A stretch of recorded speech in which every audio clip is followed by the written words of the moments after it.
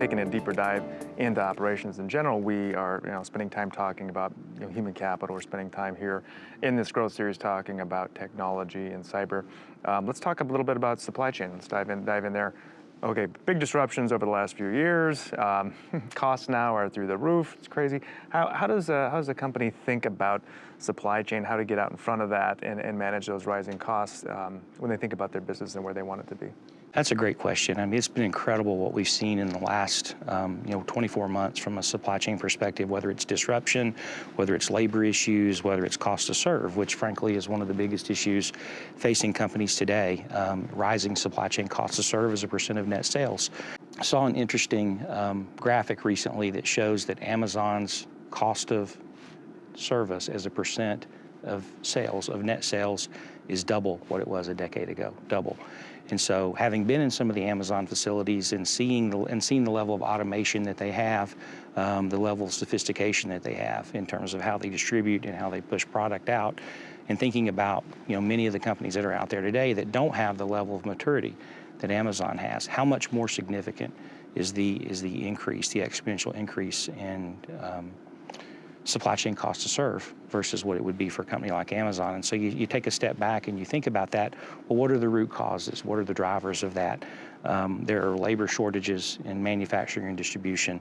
There's a shortage of truck drivers in particular, especially for long haul, for truckload shipments, which are one of the major ways things go from ports into distribution centers throughout the country. Fuel prices are up. And then there are space constraints, so the cost of space in general is high. It's very hard in some cases to find warehouse space in some of the key markets, some of the key places that you would want to have. And so you think about how supply chain cost to serve continues to go up, and the question becomes, what do you do about that? How do you address that? And I think one of the most important things companies can do is take a step back and look at on a recurring basis how they're going to market and look at those flow paths of how they get product from point A to point B, and use the concept of what we call a digital twin. A digital twin is essentially a real-time view of cost to serve that you would look at on a recurring basis so that you can make better decisions about how you push product to market, what product you're going to sell or not sell. What are the minimum order quantities? What's the order fulfillment logic? All those type things. Interestingly, Gartner puts out a list of the top 25 supply chains every year.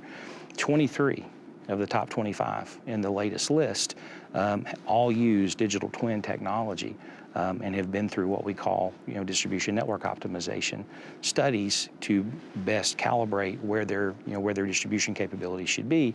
And so I think if you look at the trend with cost to serve going up, using Amazon as an example, and thinking about other organizations and how they're struggling with that, those are wise investments and those are things that are critical. I think the other supply chain issue that's so pervasive right now has been labor.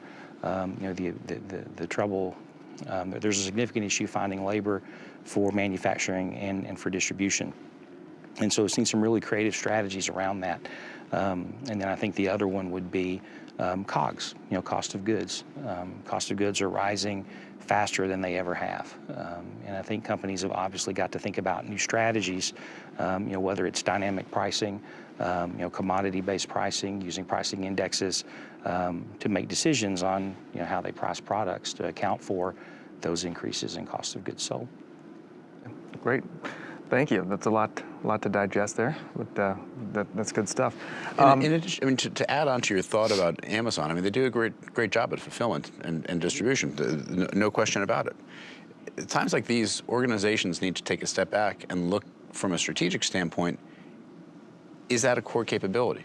Is it something that they do really well? That's right. Should they be doing it really well? If not, then they need to look at that decision as to whether or not it makes more sense to leverage a third party for it and double down on your investments on things that you're more effective at and more efficient at, that are more important to the outcomes for your customer base, as opposed to something that you can leverage a third party to be able to do better at a lower cost to serve. Great insight, Scott, and just to build on that, we see a lot of clients, a lot of organizations today that are that own their own fleet. And every time, without fail, that we've ever thought about, what's the return on investment for owning your own fleet versus using a third party, the decision is always sell those assets and lease them back, because 3PLs, 4PLs can always provide better service than you'll ever provide on your own, and it's typically not a core competency. And so it's a great example. Another example of that is warehousing.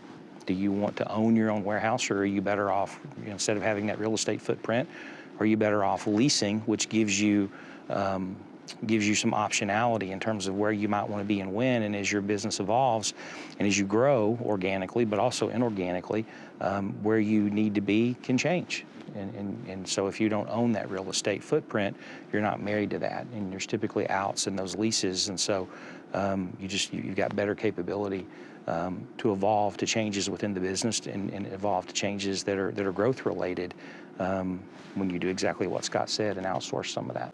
Right. And in some cases that involves outsourcing it to the competition. I believe Chris Smith talked on an earlier session about co-opetition and how he received a package from an Amazon package, but delivered by Walmart. So yeah, I guess, and what I'm hearing from you is kind of what we've heard throughout the whole Grow series is, put the client first or the customer first, care about the customer. If that's your guide light, then all things will look fall at into the place. entire value chain and understand where you differentiate and where you can focus to win in that value chain.